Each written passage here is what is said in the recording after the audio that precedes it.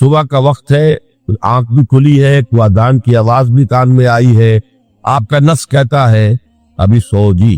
آپ نے اپنی چادر یا کمبل کو درست کیا اور کروٹ لیا، یہ کیا ہے؟ آپ نے کس کا حکم پیچھے پھینکا اور کس کا حکم مانا؟ اللہ کے حکم کو پیچھے پھینک دیا، نفس کے حکم کو آگے رکھ۔ یہ شرک، اس شرک کو جاننے والے بہت کم ہیں۔ مولانا روم نے خوب کہا تھا، نفس ما ہم کم طرز فرعون نیست لیکن ایرعون نیست، میرا نفس بھی فرعون سے کم نہیں ہے۔ فرعون نے کہا تھا میں الیس لی ملک مصر وہذہ الانہار تجری من تحتی، کیا اس ملک مصر کی حکومت میری نہیں ہے؟ اور سارا جو یہ آب پاشی کا نظام ہے، انہار کا نظام ہے، وہ میرے کنٹرول میں نہیں ہے؟ جس کا چاہوں موگا کھلا رکھوں، جس کا چاہوں بند کر دو۔ یہ تھا خدائی کا دعویٰ، انا ربکم الاعلی۔ تو مولانا روم کہتے ہیں میرا نفس بھی اس سے کمتر نہیں ہے۔ وہ کہتا یہ جسم میرا ہے، اس پر میرا حکم چلے گا، میں نہیں جانتا کون اللہ کون رسول، کیا حرام کیا حلال۔ تو فرعون سے کم تو نہیں ہے میرا نفس، لیکن فرعون اس کی بہت مدد تھی، فوج تھی، لاؤ لشکر تھا، تو اس نے زبان سے بھی کہہ دیا کھل کر الا ربکم الاعلی۔ میں مسکین ہوں، غریب ہوں، میرے پاس کوئی طاقت نہیں ہے، میں زبان سے تو کچھ نہیں کہہ سکتا، اندر سے میرا نفس یہی کہتا۔ یہ نفس کی حکومت قرآن کہتا ہے، میں حیران ہوتا ہوں، دو جگہ یہ مضمون آیا ہے، ارأیت من اتخذ الہہ ہواہ افانت تکون علیہ وکیلا۔ اے نبی تم نے دیکھا اس شخص کو، اس کے حال پر غور کیا جس نے اپنی خواہش نفس کو اپنا الہ بنا لیا ہے۔ اللہ اکبر، الہ لا الہ الا اللہ، کلمہ توحید کا مرکزی لفظ یہاں آ رہا ہے، من اتخذ الہہ ہواہ، جس نے اپنی خواہش نفس کو اپنا معبود بنا لیا، الہ بنا۔ افانت تکون علیہ وکیلا، کیا آپ ایسے شخص کی کوئی ذمہ داری لے سکتے ہیں؟ سود حرام ہوا کرے جی، حرام ورام، ہمارا دھندا جو ہے وہ آگے بڑھ نہیں سکتا۔ اللہ کے حکم کو پیچھے ڈالا، نفس کے تقاضے کو آگے رکھا۔ کون معبود ہے آپ؟ نام عبداللہ رکھیے، نام عبد الرحمن رکھیے، ہے عبد النفس، نفس کے بندے، نفس کے غلام۔ پوچھا گیا ایو الہجرت افضل یا رسول اللہ، اے اللہ کے رسول بتائیے سب سے اعلیٰ ہجرت کون سی ہے، افضل؟ فرمایا ان تاجر ما کرے ربک، ہر اس چیز کو چھوڑ دو جو تمہارے رب کو پسند نہیں۔ آج رات ہی سے آپ ہجرت شروع کر سکتے ہیں۔ جائزہ لیجئے کیا کیا چیزیں میری زندگی میں خلاف شریعت ہے، وہ اللہ کو ناپسند ہے، فیصلہ کیجئے کہ آج کے بعد نہیں ہوگی، ہجرت شروع ہو گئی۔ افضل الہجرہ، سب سے افضل ہجرت شروع ہو گئی۔ المجاہد من جاہد نفسہ، جہاد تو یہاں سے شروع ہو گیا، اپنے نفس کے خلاف جہاد کرنا۔ صبح نفس نے کہا ابھی سو جاؤ، آپ نے نفس کی بات کو رکھ دیا، اپنا کمبل اٹھا کے پھینکا، اٹھے، وضو کیا، نماز کے لیے آپ مسجد چل دیے، آپ نے جہاد کیا نفس کے خلاف۔ یہ افضل الجہاد ہے۔ افرأیت من اتخذ الہہ ہواہ افانت تکون علیہ وکیلا، کیا تم نے غور کیا اس شخص کی حالت پر جس نے اپنی خواہش نفس کو اپنا معبود بنا لیا، الہ بنا لیا، کہہ رہا ہے لا الہ الا اللہ، لا الہ الا اللہ، لیکن الہ تو اس کا لفظ ہے۔ ظاہر بات ہے فرعون نے اگر دعویٰ کیا تھا میں تمہارا خدا ہوں، انا ربکم الاعلی، تو کیا اس کا مطلب یہ تھا کائنات میں نے پیدا کی، تمہیں میں نے پیدا کی؟ ذرا سوچیے، کیا وہ بزرگ موجود نہیں ہوں گے جنہوں نے اسے دیکھا ہو کہ آج اس کی ولادت ہوئی تھی، کل اس کی کوئی اور سیری بنی ہوئی تھی؟ یہ کیسے تھا؟ وہ دعویٰ کیا تھا؟ میرا حکم چلے گا، میں نہیں جانتا، الیس لی ملک مصر، مصر کی حکومت میری ہے کہ نہیں؟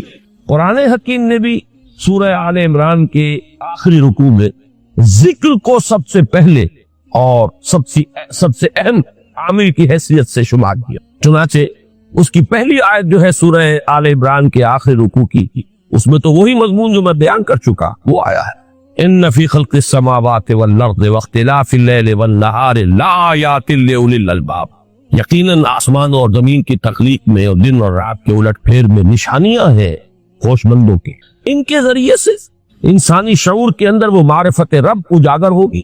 وہ پہلا مرحلہ اس نے طے کر لیا، وہ ڈورمنٹ معرفت اب ایکٹیویٹ ہو گئی۔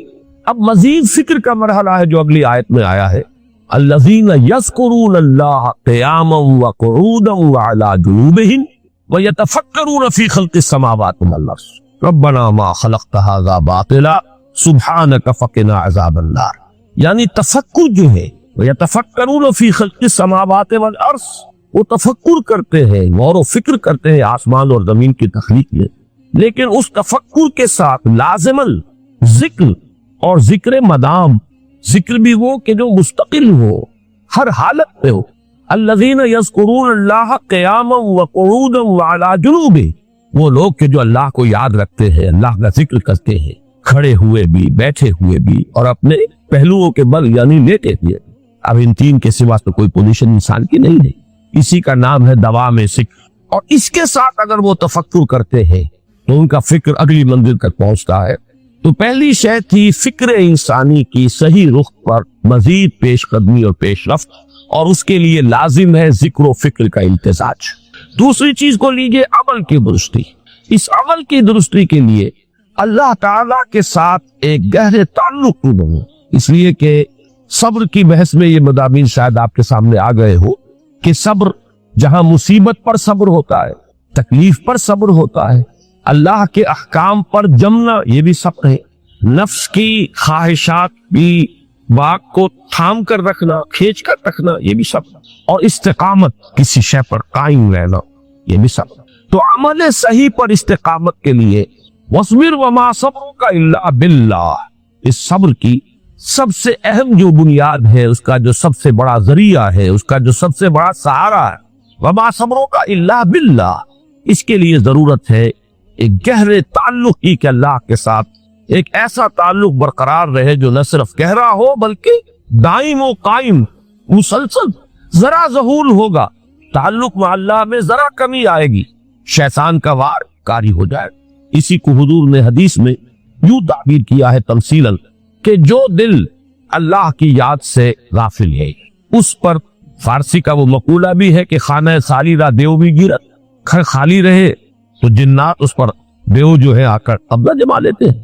تو خانہ قلب جو ہے اگر یاد خداوندی سے خالی ہو گیا تو شیطان ابلیس لعین اپنی تھوتنی ٹکا دیتا ہے۔ یہ لفظ آتا ہے سور کے منہ کے لیے تھوتنی، جس طرح اس کا نکلا ہوا سبو ہوتا ہے آگے، تو یہ لفظ استعمال کیا گیا کہ وہ اپنی تھوتنی انسان کے دل پر جما کر اور تھوکے مارنے شروع کر دیتا ہے۔ تو شیطان کو موقع ہی کب ملتا ہے جب انسان کے تعلق مع اللہ کے اندر کمی، وہ خانہ بالکل خالی ہو گیا ہو یا اتنا ضعیف ہو گیا ہو کہ کل عدم ہو جائے، وہ یا کہ نہیں۔ تیسری چیز کی طرف آئیے، روحانی ترقی۔ روحانی ترقی کے لیے میں ایک اصطلاح کے سامنے لا رہا ہوں، اس سے مراد کیا ہے؟ روحانی ترقی کے لیے ہماری دینی اصطلاح ہے تقرب الی اللہ، اللہ سے قریب تر ہوتے چلے جانا۔ اس پر میرا ایک کتابچہ بھی ہے، تقرب الی اللہ کے دو مدارج، دو درجے، جو در حقیقت ایک حدیث نبوی علیہ الصلوۃ والسلام ہی پر مبنی ہے کہ حضور نے ایک درجہ قرار دیا ہے تقرب بالفرائض، فرائض کے ذریعے سے انسان اللہ کے قرب حاصل کرے۔ ایک ہے تقرب بالنوافل، نوافل کے ذریعے سے اللہ کا قرب حاصل۔ ان میں کیا نسبت و تناسب ہے؟ اہمیت کے اعتبار سے کون بڑھ کر ہے، بلندی کے اعتبار سے کون بڑھ کر ہے، یہ تمام مسائل میں نے اپنی اس تقریر میں بیان کیے تھے جو اس کتاب سے بھی شائع ہوئی ہے۔ اس وقت میں اس کی تفصیل میں نہیں جا رہا، صرف یہ تذکرہ اس لیے کر رہا ہوں کہ جن کو بھی خواہش ہو جائے وہ اس کا مطالعہ کرے۔ ہماری اس وقت کی گفتگو سے وہ کتابچہ اس جگہ پر منسلک ہوگا۔ تو تقرب الی اللہ، یہ تقرب کوئی فزیکل فینومینل نہیں ہے، جسمانی یا مادی مسئلہ نہیں ہے۔ اللہ سے قرب یہ نہیں ہے کہ کوئی کروڑوں میل کا فاصلہ ہے، اب ہمیں کوئی رسی پر چڑھنا ہے اوپر بڑی محنت اور مشقت سے۔ فصل تو ہے ہی نہیں، فاصلہ ہے ہی نہیں، موت ہے ہی نہیں۔ نحن اقرب الیہ من حبل الورید، ہم تو انسان سے اس کی شہرگ سے بھی زیادہ قریب۔ ہوا معکم اینما کنتم، وہ تو تمہارے ساتھ ہی ہوتا ہے جہاں کہیں بھی تم ہو، بس صرف یہ کہ تمہاری توجہ نہیں ہوتی، تم اور چیزوں میں مشغول و مصروف رہتے ہو، تم ہماری طرف دھیان ہی نہیں دیتے تھے، تم ہماری طرف متوجہ ہی نہیں ہوتی تھی۔ ہم تو مائل بے کرم ہے، کوئی سائل ہی نہیں، راہ دکھلائیں کسے رہنم منزل ہی نہیں۔ انسان جب متوجہ ہو جاتا ہے اور بڑھتا ہے، آگے پیش قدمی کرتا ہے روحانی اعتبار سے، تو یہ ہے در حقیقت تقرب الی اللہ، اور اسی کو ہم کہیں گے روحانی ترقی۔ اب ان تین چیزوں کو اگر آپ نے ذہن میں جما لیا، پھر میری بات کی ترکیب اس کو ذہن میں قائم کیجئے۔ ہم چلے کہاں سے؟ کہ دین کے ساتھ اصل مناسبت فلسفے کی نہیں، حکمت کی۔ نمبر 2، حکمت قرآنی کا پہلا اور اہم ترین اور بنیادی مسئلہ معرفت رب کا حصول ہے۔ اس کا نتیجہ شکر خدا، اس کا ذریعہ آیات آفاقی، آیات انفسی، اور سب سے بڑھ کر آیات قرآنیہ جو الذکر ہے، جو تذکرہ ہے، جو ذکرہ ہے۔ لیکن اس پہلے مرحلے کو اگر کوئی انسان بفضل ہی تعالی، اللہ کے فضل و کرم سے طے کر لے، اب اس کے سامنے تین مسئلے، فکر کی مزید پیش رفت، مزید پیش قدمی صحیح رخ پر، اس کے لیے ذکر اور فکر دونوں کا امتزاج لازمی۔ فقہ قرآن اختلاط ذکر و فکر۔ الذین یذکرون اللہ قیاما وقعودا وعلی جنوبہم ویتفکرون فی خلق السماوات والارض۔ دوسری شے عمل کا درست رہنا، نہ افراط و تفریط ہو، عدم توازن ہو، نہ انسان نفس سے مغلوب ہو جائے، نہ انسان جذبات کی رو میں اندھا ہو جائے، نہ انسان ماحول سے مروب ہو کر متاثر ہو، صحیح رخ پر اس کا عمل۔ نمبر 3 روحانی ترقی، جو اصل حاصل، جو اصل مقصود ہے۔ نمبر 2 چیز کے لیے تعلق مع اللہ ضروری، نمبر 3 کے لیے تقرب اللہ۔ اب غور کیجئے، ان تینوں چیزوں کا بڑا گہرا تعلق ہے نماز کے ساتھ، ان تینوں کے لیے ستون کی حیثیت نماز کو۔ لہذا ایمان کے بعد یا معرفت رب کے بعد حکمت دین کا اہم ترین مسئلہ نماز، صلاۃ، اس لیے کہ ایک طرف یہ انسان کو اللہ کے ساتھ ایک گہرے تعلق کا ذریعہ فراہم، اپنی تمام مصروفیات میں سے ان مشغولیتوں میں جن میں گم ہونے کا خدشہ ہوتا، نکلو۔ 24 گھنٹے کے معمولات میں سے کم 5 مرتبہ تو لازماً نکلو اور اپنے آپ کو ذرا، اپنے حواس کو بھی، اپنی باطنی کیفیات کو بھی ذرا تازہ کرو۔ اگر کوئی گندگی، نجاست، کسی طرح کی ناپاکی کا کوئی معاملہ ہے، طہارت حاصل۔ طہارت سے تمہارے اندر روح کو بھی بالیدگی ہوگی، تمہارے حواس بھی تازہ ہوگے، تم گویا کہ بحیثیت کل تمہاری ہستی چاق و چوبند ہو جائے۔ وہ کسل، وہ سستیاں، وہ جو ایک کثافتیں ہوتی ہیں، ان سب سے نجات حاصل کرو اور اب اپنے رب کے حضور میں کھڑے ہو جاؤ، اس کے ساتھ اپنا عہد بھی تازہ کرو، اس کی اہم صفات کو بھی اپنے ذہن میں پھر مستحضر کرو۔ یہی وجہ ہے، دیکھیے میں نے جو آیات آپ کو شروع میں سنائی تھی، سورہ لقمان کی 2 آیتیں، پہلی آیت میں اس کا ترجمہ کر چکا، دوسری آیت وَلَقَدْ وَإِذْ قَالَ لُقْمَانُ لِابْنِهِ وَهُوَ يَعِظُهُ يَا بُنَيَّ لَا تُشْرِكْ بِاللَّهِ إِنَّ الشِّرْكَ لَظُلْمٌ عَظِيمٌ۔ اس کے بعد درمیان میں کچھ مضمون آ کر پھر وہ آیت مبارکہ آئی تھی، یا بنی اقیم الصلاۃ وامر بالمعروف وانہ عن المنکر واصبر علی ما اصابک۔ گویا کہ اہم ترین چیز، بنیادی ترین چیز، اللہ کو محض پہچان لینا کافی نہیں ہے، یاد رکھنا ضروری ہے۔ اللہ یاد رہے گا تو فکر صحیح آگے، اللہ یاد رہے گا اور اس کے ساتھ ایک گہرا تعلق جو ہے برقرار رہے گا تو عمل درست رہے گا۔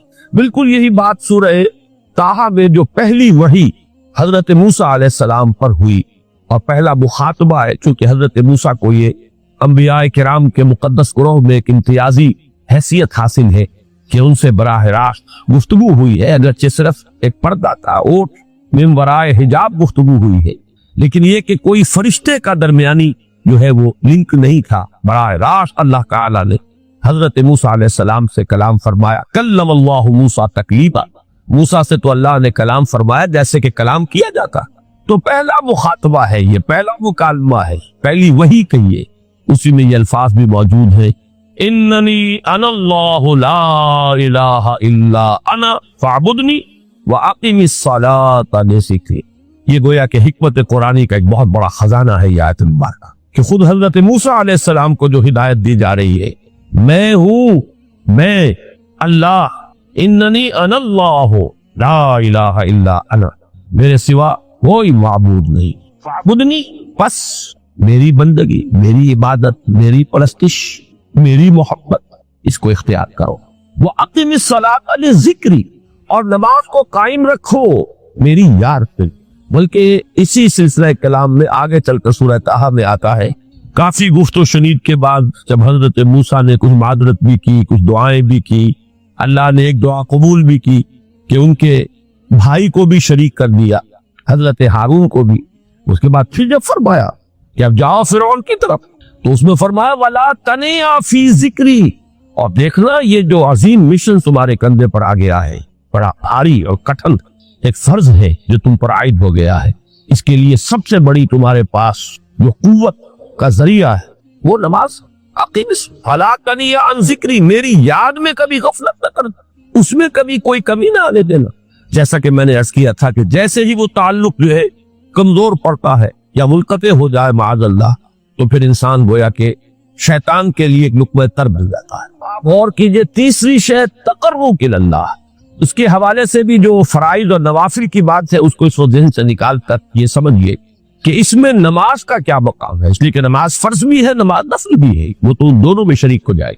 अब इसको लफ्ज़ सलात के हवाले से आप इन दोनों चीजों को समझो। साद लाम वाओ या ये चूंकि हुरूफ इल्लत एक दूसरे से बदलते रहते हैं, ये जो मादा है इसकी जो खालिस लुग़वी असल है, जो खालिस अरबी जबान में इसका बुनियादी मफ़हूम है, वो आग जलाना या आग तापना या आग सेकना, हरारत हासिल।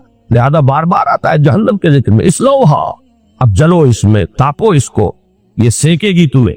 बल्कि तस्कलून का लफ्ज आया है हजरत मूसा के कलाम में, जब वो गए थे कोहे तूर पर, जब पहुंच गए तो थे आग की तलाश में, लअल्लकुम तस्कलून, तो अपने अहले खाना से यही कहा था कि मुझे कहीं वो रोशनी नजर आ रही है, गालिबन कोई वहां से आग मिल सकेगी, वरना ये कि कोई रहनुमाई को रास्ता मुझे मिल सकेगा, मैं वो आग ले आऊंगा, कोई चिंगारी वहां से ले आऊं, लअल्लकुम तस्कलून, ताकि तुम, अब ये इस्तिलाह दर हकीकत बाब इस्तिआल है, और ये ते यहाँ पर कोई की शक्ल इस्तेमाल कर गई, ताने तौबल, इस सूरत इख्तियार की सौद की वजह से। बहरहाल इसका सबसे बुनियादी मफहूम जो है वो है तापना, सिकाई हासिल करना, हरारत। इसके हवाले से समझ लीजिए कि सबसे बुनियादी ताल्लुक इसका जो है वो रूह के साथ। रूह में मोहब्बत खुदाबंदी की आग अगर ठंडी पड़ गई हो, अगर मोहब्बत खुदाबंदी की हरारत में कमी हो गई, तो उसको असर नौ, जिसको कि मैं आज सोच रहा था तो एक लफ्ज़ ज़हन में आया कि जैसे बैटरी उसको रिचार्ज किया जाता, इसी तरीके से रूह के अंदर मोहब्बत खुदाबंदी की उस हरारत को असर नौ पैदा करना, यह है दर हकीकत नमाज का असर। इसलिए कि इस लफ्ज़ का बुनियादी मफ़हूम असल लुग़वी मफ़हूम तो ये, अगरचे इसका सबसे ज्यादा कसरत से जो इस्तेमाल होता है, और लफ्ज़ सलात जिससे दर हकीकत जिस तसव्वुर पर मबनी है वो है इक़ना, किसी की तरफ मुतवज्जे होना, और फिर दुआ। सलात का सबसे करीबी मफ़हूम लफ्ज़ी जब बयान किया जाएगा, उससे मुराद उसके मानी, तो दुआ उसमें अहम तरीन, किसी की तरफ तवज्जो करना, मुनाजात करना, गुफ्तगू करना, मुखातबा, मुकालमा, दुआ, ये दर हकीकत सलात का सबसे बड़ा इस्तिलाही मफ़हूम है। लेकिन जो इसका मादा है स्वाद लाम वाव या स्वाद लाम या, उसका असल मफ़हूम जो है वो तापना, हरारत हासिल करना। तो इन दोनों के हवाले से अर्ज़ कर रहा, वो तापना और हरारत हासिल करना वो है रूह के एतबार से। वो जो कहा इकबाल ने कि बुझी इसकी आग अंधेर है, मुसलमान नहीं राख का ढेर। ये इसकी आग जब बुझ जाती है, दर हकीकत यही तो इंसान की रूहानी मौत है। जब ये न रहे तो चाहे मंतिक में बहुत इंसान माहिर हो, मुझे इकबाल का एक शेर याद आया, तकाबुल करते हुए, एक इंसान महकूम और एक इंसान हुर, आजाद इंसान, उनकी नफ्सियात में जो बुनियादी फर्क अल्लामा इकबाल ने मुख्तलिफ मौके पर बयान किए हैं। महकूम है बेगाना इखलास व मुरव्वत, हर चंद के मंतिक की दलीलों में है चालाक, तो मंतिक की दलीलों में इंसान चालाक हो जाए और वो लुगत हाय हिजाजी का वो एक खजाना बन जाए, उसे तमाम अल्फाज के मानी याद हो, वो बड़े मसाइल फिक़ह के उसे अज़बर हो, जुज़ियात बे इंतहा जुज़ियात जो है वो मुस्तहज़र हो, फ़लसफ़े के बड़े बड़े मसले उसने हल कर लिए। लेकिन अगर रूह में वो अल्लाह की मोहब्बत की आग नहीं है, वो तपिश नहीं, उजी इसकी आग अंधेर है, मुसलमान नहीं लाख का थे। इसी के हवाले से आज मुझे याद आया था कि वो जो बड़ी सादा सी एक नज़म है, अल्लाह ताला से दुआ, या रब दिल मुस्लिम को वो जिंदा तमन्ना दे, उसमें भी जो अल्फाज आए, जो रूह को गरमा दे और कल्ब को तड़प, ये है असल जो मकसूद है नमाज। और यही वो चीजें जैसा कि मैंने अर्ज किया था कि निगाहों से ऊंचा, ये पहलू सामने है ही नहीं, दूसरा पहलू सामने है और वो भी मेरे नजदीक बहुत अहम है, बहुत बुनियादी है, उसमें कोई शक नहीं। लेकिन ये है बुलंद तरीन मक़सद कि तक़र्रुब इलल्लाह, उसके लिए दर हकीकत ये किस लिए दरकार है, रूह के अंदर इश्क की हरारत और गर्मी ताज़ा, बस ये अंदर दब जाती है, जैसे अंगारा होता है आग का, उसके ऊपर खाक और राख आ जाती है, अंदर कुछ होती है, आग दबी हुई समझ, आग बुझी हुई न जान, इस दबी हुई आग को फिर एक शोला बनाना, फिर इसके अंदर एक हयात ताज़ा पैदा करना, ये है नमाज का अहम तरीन और बुलंद तरीन मक़सद। लेकिन उसके साथ ही इस नमाज में जिक्र होना, इसका یہ ذکر ہے.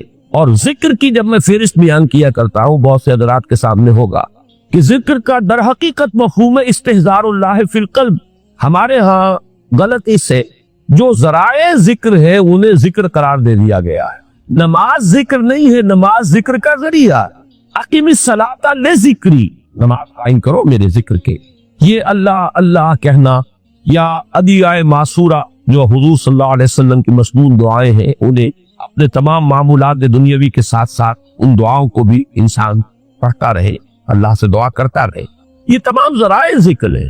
سبحان اللہ الحمدللہ الحمدللہ، اس کا آپ ورد کیجئے، یہ بھی ذریعہ ذکر ہے. حقیقت میں ذکر ہے استحضار اللہ فی القلب، اللہ کو دل میں لے آنا، اللہ کو دل میں حاضر کر لینا. اصل میں تو ترجمہ ہوگا لیکن حاضر جاننا، یہ کیفیت جو ہے انسان کو حاصل ہوتا ہے. اب اس کے حوالے سے ذرا بات سمجھیے کہ ایک تو میں عرض کر چکا ہوں وہ مجسم ذکر تو قرآن، لہذا ذکر کی فہرست جب آپ کریں گے ذرائع ذکر تو ان میں سب سے پہلے قرآن ہے، اس لیے کہ وہ ہماری حکمت کے پہلے مسئلے کو حل کر رہا ہے، بنیادی مسئلہ، اہم ترین مسئلہ. دوسرے نمبر پر ذکر جو ہے، اب اس کے لیے کچھ اصطلاحات جو میرے مختلف دروس میں شاید آپ کے سامنے بعد میں آئیں یا پہلی آ چکی ہو، ان کے حوالے سے میری بات سمجھ. ایک ذکر غیابی ہے، تھرڈ پرسن میں، صیغہ غائب میں اللہ کی یاد کا، اللہ اکبر اللہ اکبر اللہ اکبر. ابھی اللہ اکبر جو ہے یہ جملہ ہے اسمیہ خبریہ ہے، ایک حقیقت کی تکرار آپ کر رہے ہیں، اللہ سب سے بڑا ہے، اللہ سب سے بڑا ہے. سبحان اللہ سبحان اللہ سبحان اللہ. یہ در حقیقت ذکر غیابی ہے کہ آپ اس میں مخاطب نہیں ہے اللہ، ایک ذکر خطابی کہیں یا ذکر حضوری کہیں جس میں مکالمہ ہوگا، جس میں گفتگو ہوتی. تو نماز در حقیقت ذکر حضوری اور ذکر خطابی کی بلند ترین شکل. اس لیے میں نے عرض کیا تھا کہ نماز کے لفظ یا صلاۃ کے لفظ یہ اصطلاحی معنی جو اکثر و بیشتر کیے جاتے ہیں وہ ہے دعا. اور دعا میں ہوتا کیا ہے؟ مکالمہ ہے، مخاطب اے اللہ، اے تیرے رب، اے پروردگار. یہ کہ اس میں اقدام اور کسی کی طرف متوجہ ہونا. یہی وجہ ہے کہ افتتاح صلاۃ، نماز کو شروع کرنے کے لیے ایک تو وہ الفاظ جو قرآن مجید میں آئے ہیں، انی وجہت وجہی للذی فطر السماوات والارض حنیفا وما انا من المشرکین. یہ ہے توجہ کا ارتکاز، بشرطے کہ یہ صرف الفاظ ہی نہ نکل رہے ہوں، واقعتاً یہ تعبیر ہو اس وقت کی انسان کی نفسیاتی کیفیت کہ شعوری طور پر وہ فیصلہ کرتا ہے کہ اب میں منقطع ہو رہا، ہر چہار طرف سے اپنی توجہ کو ہٹا کر، ہر مسئلے سے اپنے آپ کو خالی و ذہن کر کے، یعنی ظاہری اور باطنی دونوں اعتبار سے میں اپنی توجہ کا ارتکاز کر رہا ہوں اس ذات کی طرف جس نے آسمان اور زمین کو پیدا کیا ہے، اور بالکل یکسو ہو کر رہا ہوں. انی وجہت وجہی للذی فطر السماوات والارض حنیفا وما انا من المشرکین. اور دوسری وہ جو دعا جس سے ہم افتتاح کرتے ہیں اپنی نماز کا، دیکھیں اس میں خطاب کا کس قدر اہتمام. وہاں سبحان اللہ نہیں ہے، سبحانک اللہم، پاک ہے تو اے رب ہمارے، وبحمدک وتبارک اسمک وتعالی جدک. آپ غور کر رہے ہیں، یہ ہے خاطب براہ راست مخاطب ہونا. تو سب سے پہلی بات تو یہ ہوئی کہ ذکر کی ایک شکل ہے ذکر غیابی، دوسری ذکر حضوری، اور ذکر حضوری یا ذکر خطابی کی بلند ترین منزل، بلند ترین اس کا ذریعہ نماز. اس کو ایک پہلو سے اور سمجھ لیجیے. سورہ فاتحہ جب پھر ہم پڑھتے ہیں جسے الصلاۃ کہا گیا ہے، جو لب لباب ہے، خلاصہ ہے، اس میں پھر تدریجاً غیاب سے حضور کی طرف پیش قدمی ہوتی ہے. الحمدللہ رب العالمین الرحمن الرحیم مالک یوم الدین. یہ ذکر غیابی ہے، اس میں ابھی خطاب نہیں آیا. یہ وہی جملہ اسمیہ ہے، کل تعریف اس اللہ کے لیے ہے جو تمام جہانوں کا پروردگار ہے، مالک ہے، جو رحمان ہے، رحیم ہے، جزا و سزا کے دن کا مختار و مالک ہے. اب یہ غیاب سے حضور کی طرف، ایاک نعبد و ایاک نستعین اہدنا الصراط، یہ ہے وہ. اب پہلے ایک معاہدہ ہے، ایک اقرار ہے، اعتراف ہے، وعدہ ہے، اور پھر دعا ہے استدعاء کہ حضور نے فرمایا، یقول اللہ تعالی، اللہ یہ فرماتا ہے. اسی لیے اس کو حدیث قدسی قسمت الصلاۃ بینی و بین عبدی نصفین، میں نے نماز کو اپنے اور اپنے بندے کے مابین آدھا آدھا تقسیم کر کرے. اب یہاں تک تو جملہ ہے اللہ کا، یہ ہے حدیث قدسی کی. اب آگے جو ہے نریشن اس کی جو ہے حضور صلی اللہ علیہ وسلم کی جانب سے ہے، یعنی خبر دے رہے ہیں وہ اللہ کی طرف سے ہی वैसे तो तमाम अहादीस ही गोया कि हम समझते हैं इंस्पायर्ड तो अल्लाह की तरफ से ही, लेकिन ये कि जहां सराहत हो कि अल्लाह कहता है वो हदीस कुर्सी। तो यक़ूलुल्लाहु तआला क़समतु सलाता बैनी व बैन अब्दी निस्फ़ैन, यहाँ तक तो हदीस कुर्सी। अब दूसरी आम हदीस है, इज़ा क़ाल अल अब्दु अल्हम्दुलिल्लाहि रब्बिल आलमीन यक़ूलुल्लाहु तआला हमिदनी अब्दी, जब बंदा कहता है अल्हम्दुलिल्लाहि रब्बिल आलमीन, परवरदिगार कहता है मेरे बंदे ने मेरी हम्द। जब बंदा कहता है अर्रहमानुर रहीम, परवरदिगार फरमाता है सना अलैहि अब्दी, मेरे बंदे ने मेरी सना की, बड़ी तारीफ की। जब बंदा कहता है मालिक यौमिद्दीन, अल्लाह फरमाता है मज्जदनी अब्दी, मेरे बंदे ने मेरी बड़ी बुजुर्गी बयान की है, तमजीद की है। तो जब बंदा कहता है इय्याका नअबुदु व इय्याका नस्तईन, अल्लाह फरमाता है हादा मा बैनी व बैन अब्दी व अब्दी मा साल, ये है मेरे और मेरे बंदे के दरमियान। ये तो सवाल ये कि हुजूर ने किस तरह नमाज पढ़ी, जबकि बुखारी शरीफ में हुजूर ने रफ़ा यदैन की नमाज पढ़ी है। बुखारी शरीफ में हुजूर ने रफ़ा यदैन की नमाज पढ़ी है। देखिए हुजूर ने मुख्तलिफ तरीकों इख्तियार किए मुख्तलिफ औकात में। अब सहाबा का तर्ज अमल ये होता था कि मसलन एक रिवायत आती है कि एक सहाबी हुजूर से मिलने आए तो बदबुई थे, देहात के आदमी थे। उन्होंने हुजूर को देखा कि आपका गरीबान खुला हुआ था, आपने बटन लगाए हुए नहीं थे। फिर उन्होंने सारी उम्र अपने गरीबान के बटन नहीं लगाए कि मैंने मोहम्मद को इस तरह देखा है सल्लल्लाहु अलैहि वसल्लम। अब ये उनका जज्बा है, उनकी नेकी है, इत्तिबा का जज्बा है। या एक सफर में किसी को देखा, किसी ने देखा कि हुजूर एक दरख्त के नीचे से होकर गुजरे, अब वो जब भी जाते थे उधर उसके नीचे से होकर गुजरते, चाहे उसकी कोई मकसद नहीं, लेकिन ये भी एक इत्तिबा का जज्बा। तो इसमें यह है कि नमाज की बात चीजें ऐसी हैं कि जिनमें मालूम होता है कि हुजूर कुछ उसमें रद्दो बदल करते रहे। कभी आपने हाथ बिल्कुल खुले छोड़कर भी नमाज पढ़ी है, कभी आपने हाथ नीचे बांधे, कभी ऊपर बांधे। इसी तरीके से रफ़ा यदैन कभी ऐसा भी हुआ है कि आपने वो की है जैसे कि अहले हदीस हज़रात करते हैं, और जैसे कि ये शिया करते हैं वो उससे भी ज्यादा करते हैं। रफ़ा यदैन अहले हदीस से आगे है, वो बहुत आगे हैं रफ़ा यदैन के अंदर। और एक राय ये है कि हुजूर ने आखिरी जमाने में आकर सारे रफ़ा यदैन छोड़ दिए थे सिवाय यही जो तकबीर तहरीमा के वक्त। अब ये रवायात, अब ये बहस हो जाएगी इल्मी, किस रिवायत का क्या मुकाम है, किसकी क्या हैसियत है। बुखारी शरीफ में जो रिवायत है वो यही है रफ़ा यदैन, जो आप सही कह रहे हैं। लेकिन ये कि बुखारी शरीफ वाहिद किताब तो नहीं है हदीस की, मुसन्नफ अब्दुल रज़्ज़ाक़ एक किताब है। और इसी तरीके से और इसमें ये कि इमाम मालिक के पैरोकार, हालांकि इमाम मालिक मदीने के दारुल हिजरा के इमाम हैं, वो रफ़ा यदैन नहीं करते। इमाम शाफी के करते, इमाम मालिक के नहीं करते, इमाम अबू हनीफा के नहीं करते। तो इन चीजों में बहुत ज्यादा परेशान होने की जरूरत नहीं है। असल जो मोजज़ा है हुजूर का और इस्लाम का वो ये है कि 1400 बरस गुजर गए, लेकिन नमाज के ज़िमन में इतना इख्तिलाफ नहीं है कि तमाम मुसलमान बाजमात नमाज ना पढ़ सके। देखिए रफ़ा यदैन करने में जमात टूटी नहीं, आपने किया या नहीं किया, जमात की फॉर्मेशन बरकरार रही। फर्ज कीजिए कोई शख्स ये समझता कि पहले सजदा है फिर रुकू है, तो अब ये दो आदमी साफ नमाज नहीं पढ़ सकते, जिनमें से एक के नजदीक पहले रुकू है फिर सजदा है, दूसरा ये समझता है कि नहीं पहले सजदा है फिर रुकू है, नहीं हो सकता, उनकी जमात अब जमा नहीं हो सकता। या किसी का ये ख्याल हो कि जैसे हर रकत में रुकू है कि सजदा भी एक है, वो एक सजदा करके खड़ा हो जाए। अब जाहिर बात है दूसरा शख्स जिसके नजदीक दो सजदे वो एक और सजदा करेगा, फॉर्मेशन टूट गई। अब वो साथ नमाज नहीं पढ़ सकता। 1400 बरस बीत गए, मशरिक़ बईद से क़रीब बईद, पूरी दुनिया, आज तो कोई कोना है ही नहीं जहाँ मुसलमान ना हो। लेकिन जो सॉलिड मुसलमान जो है वो तो आप समझिए कि इंडोनेशिया से लेकर मौरितानिया तक तो मुसलमानों की कितनी बड़ी तादाद। लेकिन कहीं ऐसा नहीं है कि आपकी फॉर्मेशन टूटती हो, कोई ऐसा मसलक नहीं है जिसमें ये ख्याल हो कि मगरिब की रकत में 2 हैं जैसे फजर की है, नहीं वही 3 रकतें हैं।